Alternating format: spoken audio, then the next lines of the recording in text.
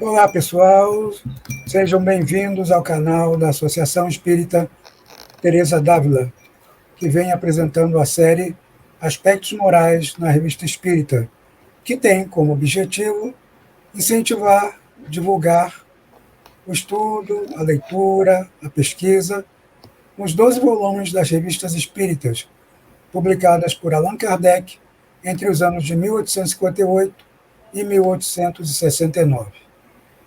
E hoje veremos um artigo deveras interessante, que foi um marco na história da doutrina espírita, que foi o Auto de Fé de Barcelona.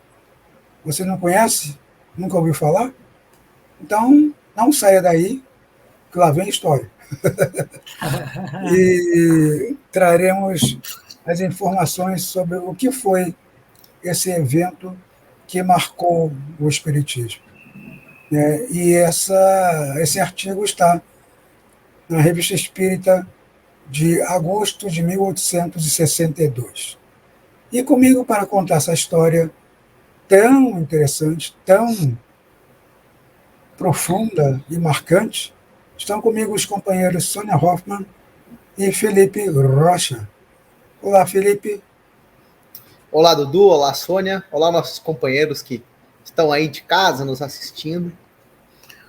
Acho que uma história muito interessante, muito legal, um marco temporal na história do Espiritismo, né? E ainda trazendo um pouco do que nós trouxemos no encontro passado, né?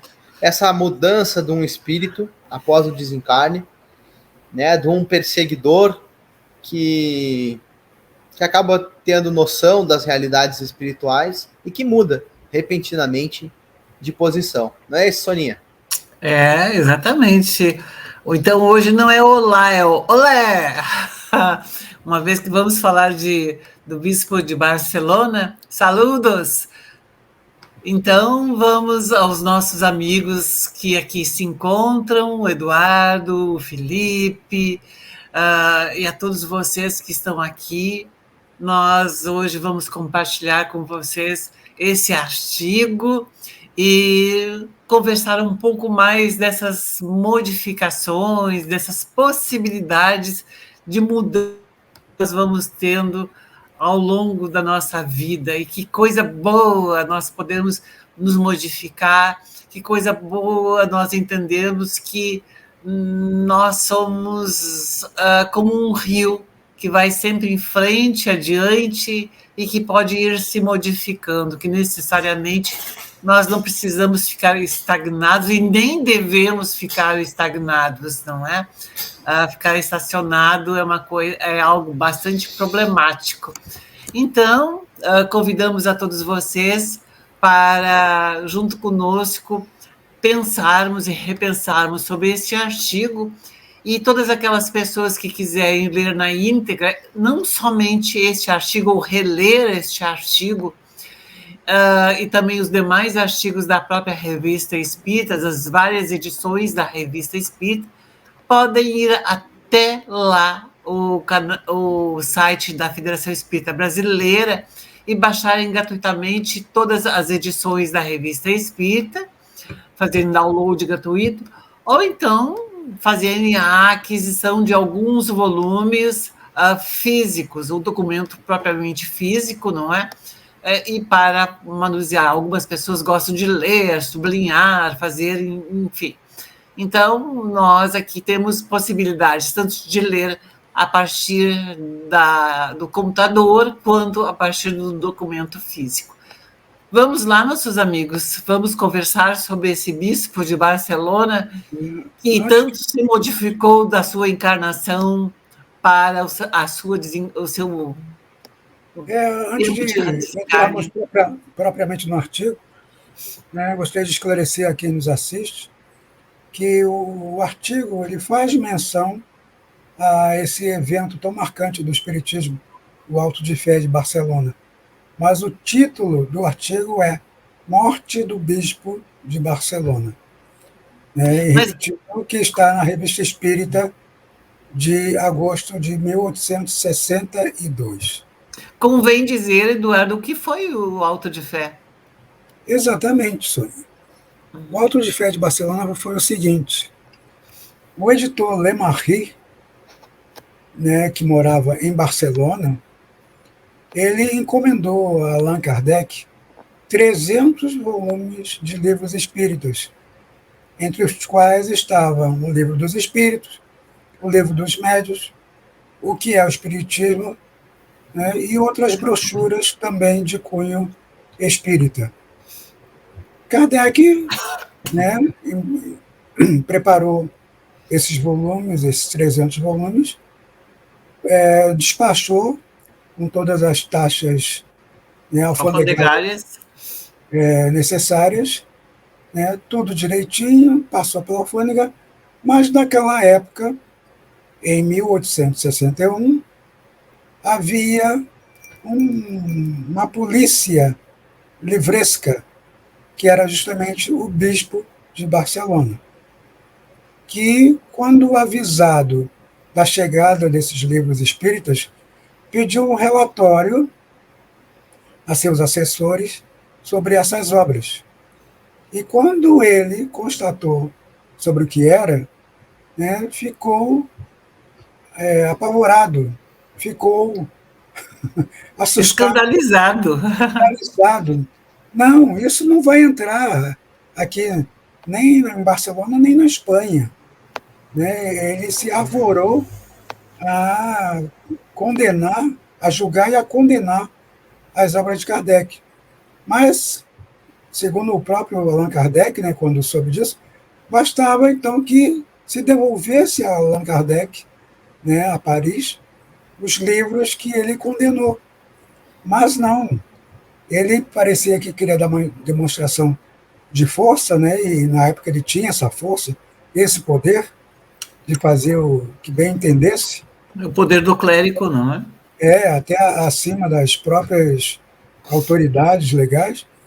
Ele simplesmente mandou que levassem para a esplanada lá de Barcelona, onde eram realizados, né, sacrifícios das pessoas que eram contra o clero, né, porque os hereges, meus amigos, né, os hereges, a Inquisição na Espanha foi a última a acabar.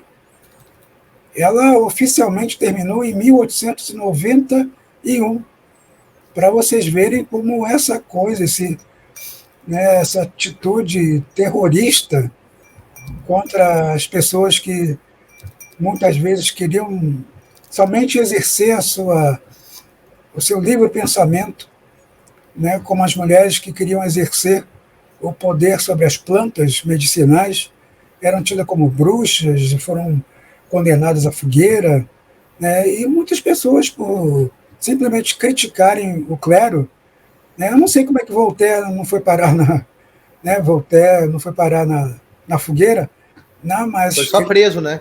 Ele foi preso 2 vezes lá na Bastilha. Na né, Bastilha foi preso. Falar demais. Mas voltando ao Auto de Fé, né, o bispo então determinou que os livros fossem queimados em praça pública.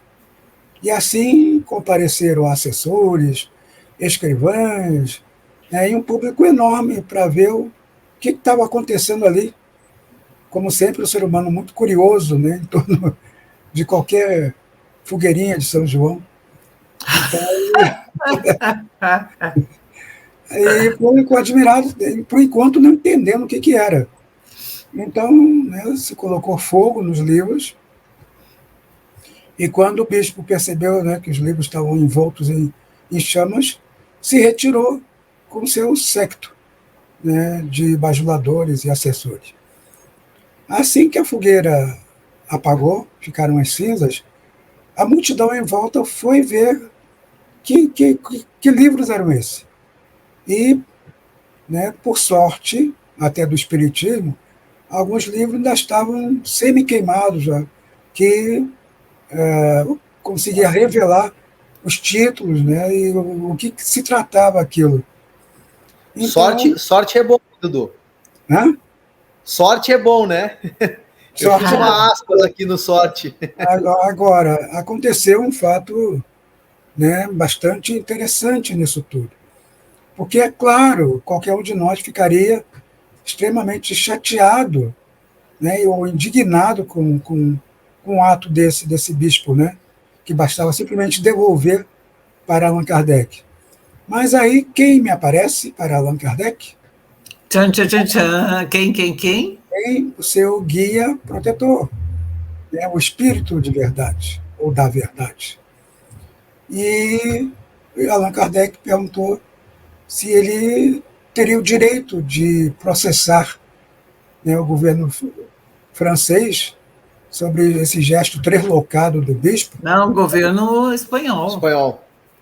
O que eu falei? Francês. Desculpa. O governo espanhol, né, e falou assim, olha, aí o espírito da verdade falou o seguinte: direito você tem, mas é melhor você não mexer nisso, porque o efeito que isso causará como publicidade no espiritismo é muito mais forte do que você receber a indenização dos livros queimados. Sim, porque as pessoas curiosas do povo, ué, mas o que existe aqui nesse livro? Tudo que é proibido chama a atenção. Então, o povo queria saber, se está sendo proibido, alguma coisa tem aqui. Vamos lá saber o que é que existia. Então, aquelas pessoas que, em lugar de ele vender 300 livros, ele vendeu muito mais, no final das contas, porque o povo quis saber o que tinha aqueles livros. Como o espírito, na verdade, falou, né?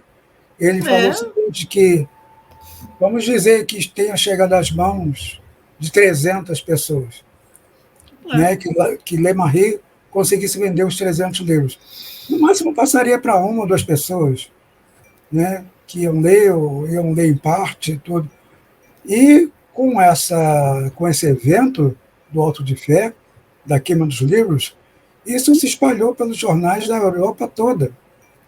Agora, infelizmente, né, Kardec também ficou muito decepcionado, que até nos principais jornais franceses a notícia foi dada sem muita importância, somente a nota. Não houve comentário por parte dos jornais, não houve condenação.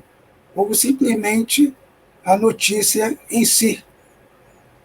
Porque até então, os jornais da época ainda não consideravam o espiritismo, né, uma doutrina séria, uma doutrina que trouxesse a verdade do mundo espiritual, né, e tantas outras verdades.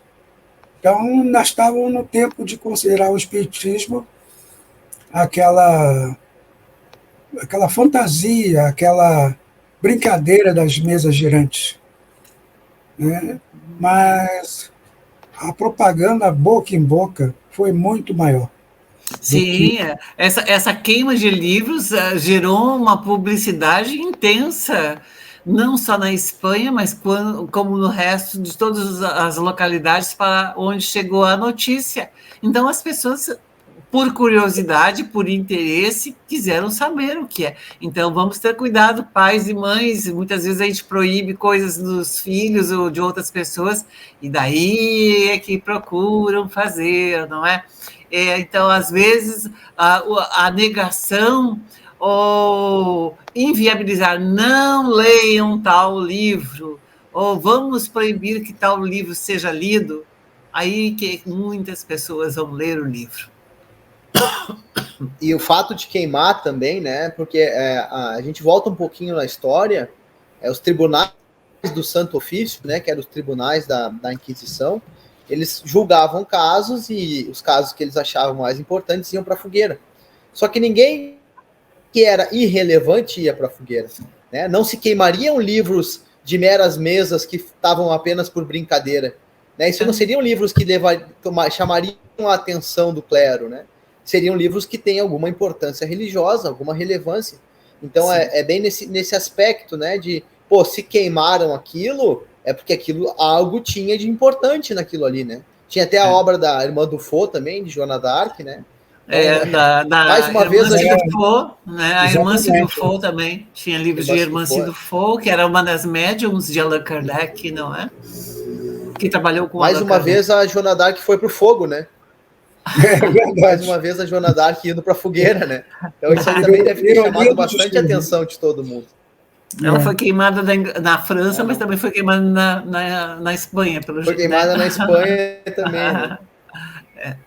Mas isso remeteu muito, né, agora, na época, ao fogo. Vamos ao que interessa. Remeteu muito a esse retrocesso, né? Sim, vamos lá. Exato. Um ano depois, Allan Kardec recebe a notícia da morte de quem? Quem? Não foi Raimundo Nonato. Foi justamente do bispo de Barcelona. E que, né, por ideia da sociedade parisiense, resolvem evocar o espírito desse bispo. E aí a grande surpresa da transformação desse espírito. Não é isso, Felipe? É isso, Dudu. E acho que dá para a gente ler, né, o trechinho final ali do artigo, que a mensagem dele é curta, porém bem esclarecedora. Então esse espírito já desencarnado há algum tempo vem e dá a seguinte comunicação. E interessante falar que ela foi espontânea, né, Dudu? Eles estavam pensando em fazer essa evocação e formularam as perguntas, não é? E o espírito veio de maneira espontânea e deu a comunicação, mostrando que já estava no mundo espiritual aquele assunto conhecido, né, pelos mentores ali que auxiliavam essa mesa mediúnica. Na verdade, ele foi evocado indiretamente, né, Felipe? Porque ao pensarem nele, sim, exato. Né, transmitiram esse pensamento para o espírito, né? Ele captou essa intenção dos membros da sociedade em evocá-lo, né? Tanto que as perguntas já estavam prontas. E aí ele fala assim, né? Auxiliado por vosso chefe espiritual, pude vir ensinar-vos com meu exemplo e vos dizer. E não o chefe espiritual, desculpe, Felipe, mas e o chefe espiritual era São Luís, não é? São Luís era o que presidia, que estava sempre monitorando e acompanhando os trabalhos mediúnicos na Sociedade Parisiense de Paris. A Sociedade Parisiense de Paris é ótimo. O que eu disse? Sociedade Brasiliense de Paris? Não, Sociedade Parisiense de Paris. Não, Sociedade... Ai, meu Deus do céu. Tá, vocês entenderam, por favor. Foi fogo. Foi só ênfase, né? Então vamos lá.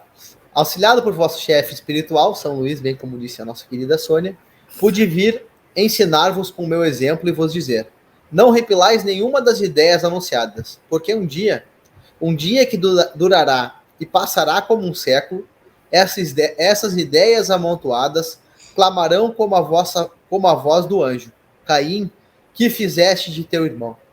Que fizeste de nosso poder, que devia consolar e elevar a humanidade? O homem que voluntariamente vive cego e surdo de espírito, como outros o são do corpo, sofrerá, expiará e renascerá, para recomeçar o labor intelectual, que a sua preguiça e o seu orgulho levaram a evitar. É essa voz temível me disse: queimaste as ideias e as ideias te queimarão. Orai por mim. Orai porque é agradável a Deus a prece que lhe é dirigida pelo perseguido em benefício do perseguidor. Aquele que foi bispo e que não passa de um penitente. Que lindo, não é, Felipe, quando ele se percebe que ele foi um bispo que queimou ideias, mas que agora as ideias o queimam. As ideias da moralidade, da imensa grandiosidade espiritual que existe, de toda essa verdade que os espíritos vinham trazendo e vêm trazendo, e que agora ele se reconhece, que naquele momento ele se reconhecia não mais como um bispo, mas como um penitente, ou seja, aquela pessoa que precisava resgatar, passar, revalorizar, ressignificar os seus entendimentos, as suas compreensões, as suas incompreensões, as suas ideias, não é? Isso é fantástico quando o espírito se dá conta disso tudo e consegue fazer a retomada de um caminho, não é? E como o ato de violência, né, Sônia, ele, voltando ainda à nossa interpretação anterior, mas só para fazer um parênteses, como o ato de violência aumenta a ideia, né? Sim. Então aqui ele fala, não combateis a ideia que vai aclarar o mundo, mas de ideia nenhuma se deve ser combatida de maneira agressiva ou de maneira física, né? Então, esse ato de agressividade, né? A gente combate ideias ruins com educação, né? Com ideias boas, e não o contrário. E a percepção dele sobre isso após o desencarne, né? E como ele fechou os olhos para a realidade espiritual por estar inserido dentro de um meio que pregava outra coisa, né? Que tinha uma outra ideia, que tinha uma outra percepção, que tinha uma outra doutrina. E isso é importante para a gente também hoje, né? Da gente não aceitar as coisas que nos são impostas dentro da casa espírita. Por que não? Né? O espiritismo é um pensamento livre, né? A gente tem que ler o que está no livro e aplicar aquilo. Nem sempre a casa espírita que nós estamos inseridos vai ter toda a ideia concebida ou vai aplicar aquilo que a gente está estudando, que a gente está pensando, e nós temos que ter o pensamento crítico, né? E não só replicar o que está sendo dito, não é? Aliás, Allan Kardec, ele deixa um lembrete, né? Não nesse artigo, né? Mas em outra parte. Ele deixa um lembrete para que os espíritas nunca esqueçam desse dia 9 de outubro de 1861, porque é um dia que simbolizou, né, um momento de trevas de alguns espíritos intolerantes, preconceituosos, né, que combatiam, não, na verdade, a publicação de obras que iam contra os seus interesses, né, mas contra as verdades eternas que vinham naqueles livros. Que os espíritas nunca esqueçam isso, porque hoje em dia, pessoal, nós ainda temos alguns autos de fé sendo cometidos contra não só as obras espíritas, como o próprio espiritismo. Alguns irmãozinhos de algumas denominações ditas cristãs nos perseguem até hoje, nos ofendem o espiritismo, distorcem a mensagem da doutrina espírita, né? E a gente tem que ter muito cuidado com essas pessoas. Não reagir e dar o troco na mesma moeda, né? Mas tentar, sabe, esclarecer a quem não é fanático o que é verdadeiramente o espiritismo. E mesmo dentro do próprio movimento espírita, muitas vezes há algumas pessoas que dizem não leiam tais e tais livros, não leiam tais e tais autores, né? Nós sabemos que existem algumas instituições que fazem isso, né? Não leiam, esse livro não é confiável, isso. E isso muitas vezes chama muito mais a atenção daquelas pessoas. Então, em alguns momentos é interessante até mesmo tomar aquela própria obra e ler junto com a pessoa e ir apontando onde existem os pontos de divergência com o próprio espiritismo, esclarecendo, e não simplesmente dizer não leiam ou não façam, não é? É como se nós disséssemos para alguém, por que eu não posso fazer isso? Porque não pode. É uma resposta muito rasa. Não, vamos mostrar os pontos de divergência, os pontos que são antagônicos, aquelas questões que podem estar deturpando Isso sim é uma construção conjunta, isso sim é um momento de libertação, de libertação, e também como tu, Felipe, vinhas trazendo essa possibilidade de nós estabelecermos uma relação crítica com aquilo que nós estamos lendo, com aquilo que nós estamos vivenciando. Isso é importantíssimo, que nós possamos fazer esse exercício, essa análise, não é? De entender, porque se nós ficarmos simplesmente dentro daquela questão, faça isso, não faça aquilo, faça isso, não faça aquilo, nós estaremos fazendo imposições, e o Espiritismo não vem impor, ele vem expor, o que é muito diferente. Impor significa imposição, expor significa exposição, esclarecimento. Sônia, até Sônia. O próprio Allan Kardec sugeriu uma biblioteca, né? Onde contavam livros que eram contra o Espiritismo. Sim. Quer dizer, o próprio Allan Kardec, na montagem de uma biblioteca, sugeriu livros que criticavam o Espiritismo. Ou seja, justamente para a pessoa formar esse raciocínio crítico de ouvir os dois lados, os 3 lados, 4 lados, né? e formar a sua opinião. Allan Kardec não proibiu ninguém, não julgou, nem condenou nenhum livro. Ele simplesmente, no livro que é o Espiritismo, ele coloca a posição de um padre católico, né, de um cético, com seus argumentos que também estavam combatendo o Espiritismo, e o que Kardec fez? Né, contra-argumentou. Apresentou argumentos sólidos, racionais, para defender o Espiritismo. Ele simplesmente não virou o rosto a essas críticas, nem retribuiu as críticas com a mesma moeda. Ele simplesmente dialogou, contra-argumentou.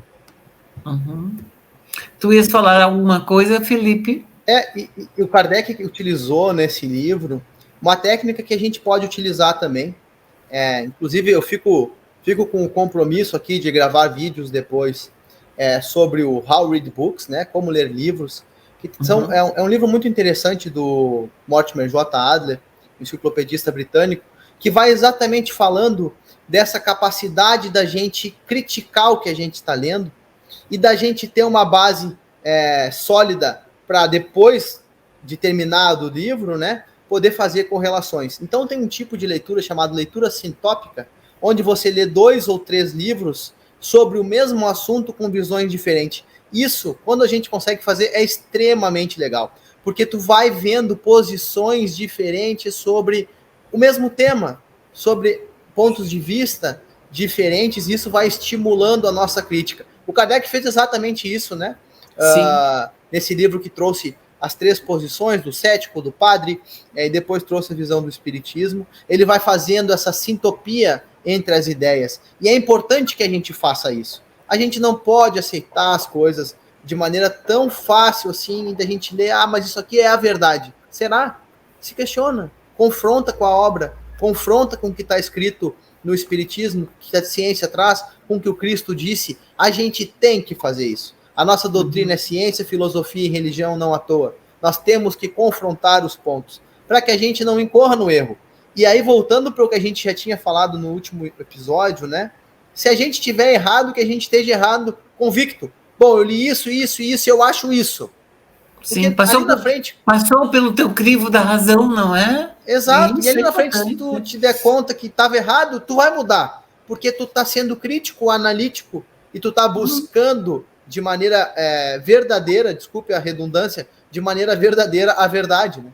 Porque nós buscamos muitas vezes o comodismo, né? O que concorda com o que a gente sente, o que concorda com o que a gente acha, e não o que é verdadeiro. Isso é muito importante na crítica. Isso está ótimo. Eu sou da Sociedade Parisiense de Paris e tu é da verdade verdadeira.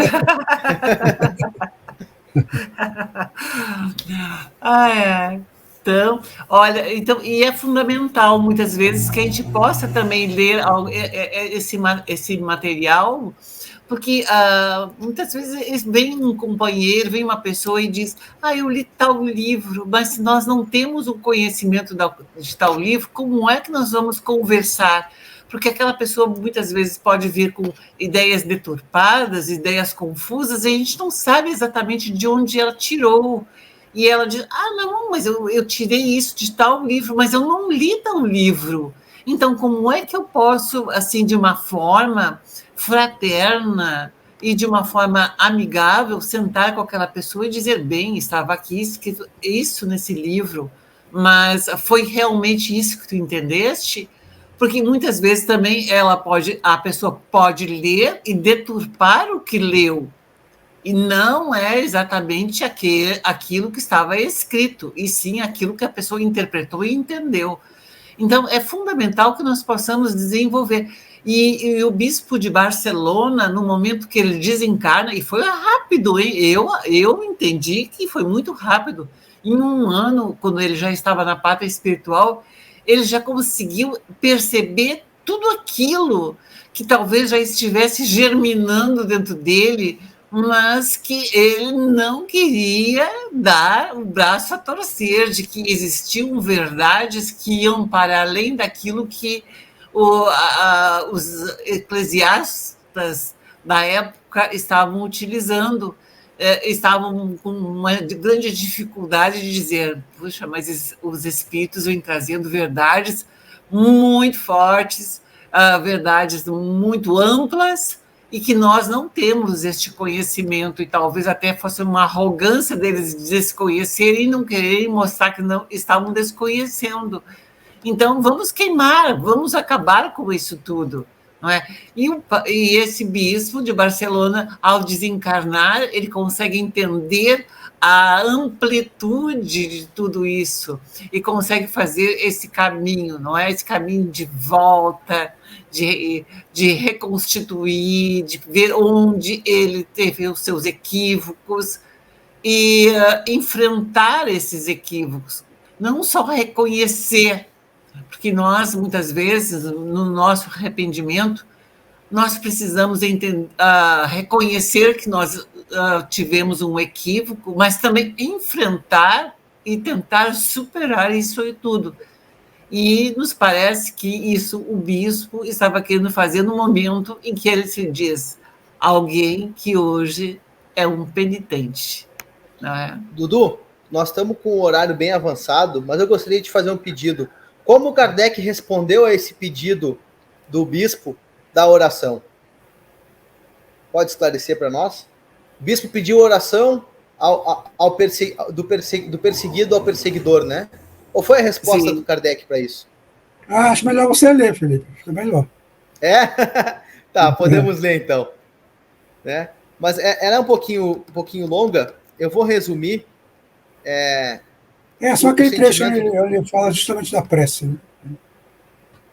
Tá, vamos ver aqui então.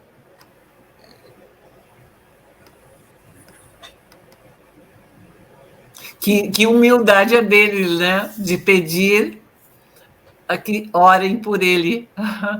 Exatamente. Então eu vou ler aqui a partezinha que o Kardec... O texto é um pouquinho mais longo, mas a gente vai ler uma parte que resume bem.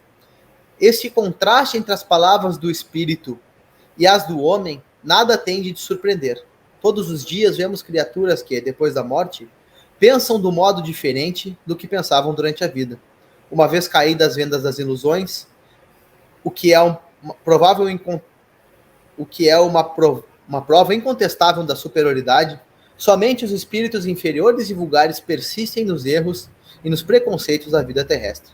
Quando vivo, o bispo de Barcelona via o espiritismo através de um prisma particular, que lhe desnaturava as cores, ou, melhor dizendo, não o conhecia. Agora, o vê sobre a sua verdadeira luz e lhe sonda as profundezas.